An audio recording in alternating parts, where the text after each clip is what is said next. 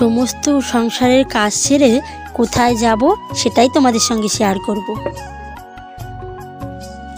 আজকের ঘুমটা ভাঙলো সকালবেলা আমার শাশুড়ি মায়ের ডাকে।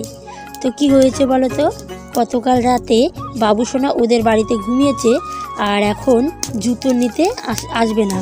মানে কি হয়েছে, বই পড়ে না আর অনেক রাত হয়ে যায়, মোবাইল দেখে, ঘুমোতে চায় না। তাই আর কি ওকে বকা দিয়েছি, রেগে ওদের বাড়িতে চলে গেছে। তো রাতে ওদের বাড়িতেই ঘুমিয়েছে আর বাড়িতে আসেনি। ওই কারণে জুতোটা যেহেতু আমাদের বাড়িতে ছিল তাই মাকে পাঠিয়েছে জুতোটা নেওয়ার জন্যে। তো চলো, ঠান্ডায় উঠতে ইচ্ছে করছিল না, তবুও ডাক শুনে তো আর শুতে থাকা যায় না, তাই উঠেই পড়েছি। তো চলো, ঠাকুরকে প্রণাম করে দিনটা শুরু করলাম। তো সকলকে জানাই গুড মর্নিং। তো সকলে কেমন আছো? আশা করি খুব খুব ভালো আছো।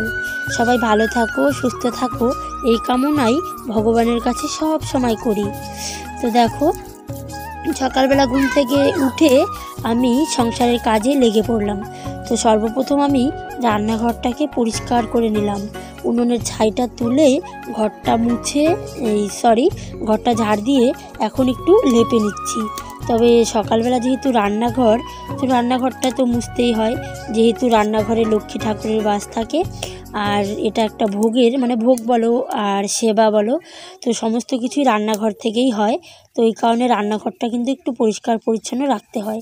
আর এদিকে উনুনে পাতা দিয়ে জাল দেই, আর এই দেখো ওখানে ভর্তি পাতা রেখে দিয়েছি। আর এখন আমার রান্নাঘরটা লেপে চলে এলাম বাইরে। তো বাইরে এসে হাত মুখটা ধুয়ে নিচ্ছি, কারণ যেহেতু মাটির লেপলাম, ঠান্ডা হলেও লেপতে হবে। আর এখন আমি ব্রাশটা নিয়ে নিচ্ছি, তো দাঁত ব্রাশ করতে করতে আর সমস্ত কাজগুলো সারবো। তো কয়েকদিন তো সবার মুখে শুধু শোনা গেছে যে ঠান্ডাই নেই, মানে ঠান্ডা পড়বে না। আর সত্যি কথা বলতে এবার মনে হয় বেশি ঠান্ডা পড়েছে। এত ঠান্ডা পড়েছে যে এখন কিন্তু 7:30-8টা বেজে গেছে। তো দেখে মনে হচ্ছে অনেক সকাল। তো আমি ব্রাশ করতে করতে রান্নাঘরটা বড় ঘরটা ঝাড় দিয়ে নিলাম। আর বড় ঘরটায় দেখো কাগজগুলো ছিঁড়ে এদের শুধু সব সময় এই বদমাশিটাই, কাগজগুলো ছিঁড়বে ঘরে বসে থেকে থেকে। তো খাতায় লিখবে আর ছিঁড়বে। বাবুসোনা এই বদমাশিগুলো বেশি করে, তো ওই কারণে বকা দেওয়া হয়েছে, তাই আর কি ওদের বাড়ি ঘুমিয়েছে। তবে মাঝে সাঝে ওর জেঠিমার সঙ্গে ঘুমায়, আর ওর জেঠিমা ওকে ভীষণ ভালোবাসে, তাই ওদের বাড়িতেও ঘুমায়। আর এখন যেহেতু বুকের দুধ খায় না, ওই কারণে কোনো রকম অসুবিধাও হয় না।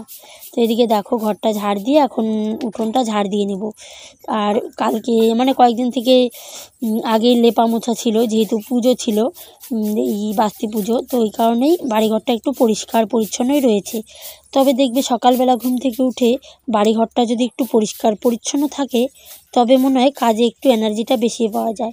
আর এদিকে তোমাদের দাদাভাইও উঠে গেছে আর এখন ও ব্রাশ করছে, তো ঘরে যাবে। আমিও ব্রাশ করছি, তো মুখটা ধুয়ে আমিও চলে যাব ঘরে। আর কাজের মানে এত স্পিড বাড়িয়ে দিয়েছি যে মনে হচ্ছে যেন ঝটপট হয়ে যাচ্ছে। তবে আধা ঘন্টার মানে সারাদিনের ভিডিওটা তোমাদেরকে 10-15 মিনিটে এনে দেওয়াটা অনেকটাই কষ্টকর ব্যাপার, তাই অনেক কিছু কাজ স্কিপ করতে হয়। সারাদিনে অনেক কাজই করা হয়, তবে সমস্তটা তো সম্ভব না তোমাদের সামনে তুলে ধরার। তো যেই কাজগুলো তুলে ধরতে হয় সেটাই আমি ধরার চেষ্টা করি। আর এদিকে এখন আমি বাসনটা মেজে নেব মুখটা ধুয়ে। দাও দাও দাও না, ওই সে না যাও, এখন এখানে দাঁড়ান চা বসাই। হ্যাঁ তুমি কি চা খাবা?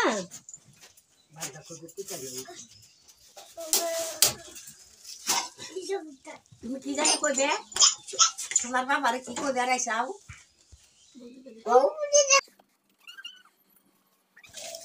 তো এসে একটু বাবুসোনাকে আদর করে নিলাম, কারণ সারা রাত আমার কাছে ছিল না, সেটাই মানে খুব লাগছিল। তো জাগিয়ে ঘুমিয়েছে, এক জায়গায় ছিল এটাই আর ওর জেঠিমার কাছে থাকলেও ভালোই থাকবে, ওই আশা নিয়েই থাকি আর কি। তো আমি ওইদিকে চাটা বসিয়ে দিয়ে এদিকে শুধু আজকে ভুলভাল বকছি তোমাদের সামনে, কেন যে এরকমটা হচ্ছে। তো চাটা বসিয়ে দিয়ে আমি বিছানাটা তুলে নিলাম। আর দেখো মানে আমাদের বিছানায় না রোদ এসে গেছে, তবে শীতকালে রোদটার ভীষণ প্রয়োজন। সমস্ত কিছু কাঁথা টাথা না আমার জ্বালানা দিয়েই গরম হয়ে যায়, এক্সট্রা করে আর বাইরে রোদে দিতে হয় না। আর এদিকে আমার চাটা হয়ে গেছে, ঘরে এসে করে নিয়েছি। আর এদিকে তোমাদের দাদাভাইয়ের কাণ্ড দেখো, দোকান মেলে নিয়েছে আর কি বাড়িতেই। তো সমস্ত কিছু এলোমেলো করে কালকে বাজার থেকে নিয়ে এসছে, তো ওগুলোই এখন ভাঁজ করে করে গুছিয়ে রাখছে। কালকে যখন হাট থেকে আসছে তখন একটু তাড়াহুড়ো ছিল, ওই কারণেই গুছিয়ে রাখেনি। আর আসতে অনেকটা রাত্রি হয়েছে, আর খাওয়া দাওয়া করতে করতে তো অনেকটা রাত্রি হয়ে গেছে, ওই কারণে রাতের বাসনটাই মাজিনি। আর বাবুসোনা ওদের বাড়িতে চা খেয়ে এসছে, তো আমি বললাম তুমি তো আর এখন চা খাবে না? ও বলছে না খাবে। আর আমার মেয়ে চা খাওয়ার জন্যে আমাকে কত কাজ করে দেওয়ার করে, বলে যে আমি করে দেবো নাকি, এটা করব নাকি ওটা করব নাকি, চা খাওয়ার জন্যই শুধুমাত্র। তো এখন চাটা খাওয়ার পর ওকে বসিয়েছি একটু বই নিয়ে। তো দেখো মানে কি বলবো, আর মাথার চুলগুলো দেখো কি অবস্থা হয়ে গেছে। তো ওকে আমি ওটাই বলছিলাম একটু পড়ানোর পর যে মাথার চুলটা কেটে নে, তো কিছুতেই শুনছে না, আর চুলগুলো রাখবে বলছে। তো এত খারাপ অবস্থা চুলগুলোর, ও শোনেই না কথা বললে, ও বড় করবে। তো বলছি যে আরেকবার কর, তারপরে চুলটা কেটে বড় করিস। ও বলছে না, ও বড় হয়ে গেছে তাই চুল কাটবে না। তোর বাবাকে বললাম কেটে দেওয়ার জন্যে, তোর বাবা বলছে পরে কেটে দেবে। তো ছোটোবেলায় আমাদের এরকম হতো, আমরা বলতাম চুল কাটবে না, তো চুল কাটতে বললে আমাদের ভীষণ রাগ হতো। তো এই কারণেই ওদেরও এখন একটা সময় যে চুল রাখার, তবে যখন হয়ে যাবে তখন আর চুলের থাকবে না। তবে মেয়েদের কিন্তু চুলেই ভালো লাগে বলো, আমারও কিন্তু মাথায় অনেক চুল ছিল, আর এখন উঠে গিয়ে মাথায় চুলই নেই জানো। আর এখানকার চুলে মানে জলে যা আয়রন, তো ওই কারণে চুলটা আরও বেশি তাড়াতাড়ি নষ্ট হয়ে গেছে। তো তোমরা কারা কারা চুল বড় রাখতে ভালোবাসো অবশ্যই কমেন্ট করে জানিও। আর আমার ভিডিওগুলো তোমাদের কেমন লাগছে তো সেটাও জানাবে। তোমাদের কমেন্টের অপেক্ষায় থাকি যে কখন কে কী বললে বা বলবা। তোমরা অনেক জায়গা থেকে অনেক সুন্দর সুন্দর কমেন্ট করো, আমার মানে তোমাদের কমেন্টগুলো পড়লে না ভিডিও বানাতে আরও ভালো লাগে। তো তাই তোমাদের কাছে এটাই অনুরোধ করব, চ্যানেলে নতুন হয়ে থাকলে চ্যানেলটিকে সাবস্ক্রাইব করবে, আমার ভিডিওর কোনো অংশ ভালো লাগলে একটা লাইক করবে, ছোট বোন হিসেবে ভুল ভ্রান্তি হলে ক্ষমা করবে। তো এটাই অনুরোধ তোমাদের কাছে। আর এদিকে দেখো আমার উনুনের পাড়টা শুকিয়ে গেছে, আর এখন চাল নিয়ে চলে এসেছি উনুনের পাড়ে। তো এদিকে আমি উনুনের জালটা ধরিয়ে, আর কি হয়েছে জানো, আমাদের বাড়ির সামনে একটা ধানের মিল আছে, ওই মিল থেকে ধানগুলো ভাঙানো হয়েছে।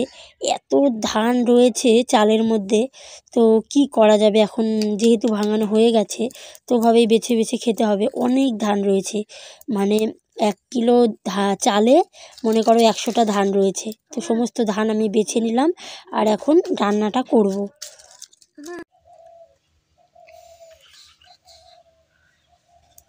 তো আমার রান্না হয়ে গেছে, দেখো একই তরকারি, একটা একটু শুকনো শুকনো করেছি, একটা মাখা মাখা। আর যেটা ভিজে ভিজে করা হয়েছে ওটার মধ্যে না লঙ্কা দেওয়া হয়নি জানো, কেন বলো তো, ওরা খাবে, আর মাছও দেওয়া হয়নি। আর দেখো তারপর বিকেলবেলা চলে এসেছি, এখানে না গঙ্গা পূজা হচ্ছিল, আর এখানে দেখো অনেক লোক এসছে। তো এখানের জল একটু কম রয়েছে এখন, আর বর্ষার দিনে তো এটা একদম ভরপুর জল থাকে। আর ছেলেকে নিয়ে আসিনি জানো, ঠান্ডা তো, তো এলেই জলে নামতে চাইবে, ওই কারণে আনা হয়নি। আর আমরা এসেছি সাইকেলে। তো এদিকে আমি এসেছি, নূপুর এসছে, আর আমার ভাসুরের ছেলে আসছে রাজু। তো আমরা এই কয়েকজনে আসছি। আর দেখো মানে এত লোক এসছে, স্নান করছে, আর আমরা না বাড়ি থেকে স্নান করে এসেছি। তো আমি জানতাম না যে এখানে স্নান করতে হয়, তো যদি আগে জানতাম তাহলে আমি বাড়ি থেকে স্নান করে আসতাম না। এখানে সমস্ত রকম ব্যবস্থা করে দেওয়া হয়েছে কাপড় ছাড়ার মতন, তো দেখে মনটা জুড়িয়ে গেল। আর এখানে দেখো ওরা বদমাশি করছে, এই জুতোটা ভাসিয়ে দিচ্ছে, মানে কি বলবো এত বদমাশ। তো এটা নিয়ে ওকে নূপুর বলছে ভাসাস না জুতাটা। আর একটুখানি জল, আর নূপুর ভাবছে হয়তো বেশ অনেক দূর চলে যাবে, ওটাই ভাবছিল আর কি। তো দেখো সবাই স্নান করছে, আর এখানে না প্রসাদ বিতরণ হচ্ছে জানো, এত সুন্দর হয়েছে প্রসাদটা খেতে, আমার তো বেশ ভালো লেগেছে। তোমরা কারা কারা খিচুড়ি খেতে ভালোবাসো অবশ্যই কমেন্ট করে জানাবে। এখানে খিচুড়ি, লাবড়া, চাটনি এসব করেছে। তো এত লোকের জন্য এত কিছু আয়োজন করা হয়েছে, আমার কাছে ওটাই অনেক। তবে জানো মন্দিরে ঢুকতেই পারিনি, এত ভিড়। আর তারপরে সাইকেল নিয়ে আসছি, সাইকেলগুলো কোথায় রেখে মন্দিরে ঢুকবো, তারপর হারিয়ে গেলে আরেক বিপদ হবে। তাই আর কি সাইকেলের সামনে থেকে দাঁড়িয়ে প্রসাদটা খেয়ে চলে এসেছি বাড়ি। তো ওই কারণেই। আর দেখেছো এটা কিন্তু একটা উঁচু বাঁধ, সেই বাঁধের মধ্যেই প্রসাদটা বিতরণ করা হচ্ছে, অনেকটা ভিড়। তো তোমরা দেখে নিশ্চয়ই বুঝতে পারছো। আর এখানে খিচুড়ি প্রায় দিয়ে দিয়েছে আর সবাই প্রসাদ খেয়ে নিয়েছি। তো আজকের ভিডিওটা আমি এখানেই শেষ করছি, দেখা হবে নতুন কোনো ভিডিওর সঙ্গে। ততক্ষণ সবাই ভালো থেকো, বাই বাই।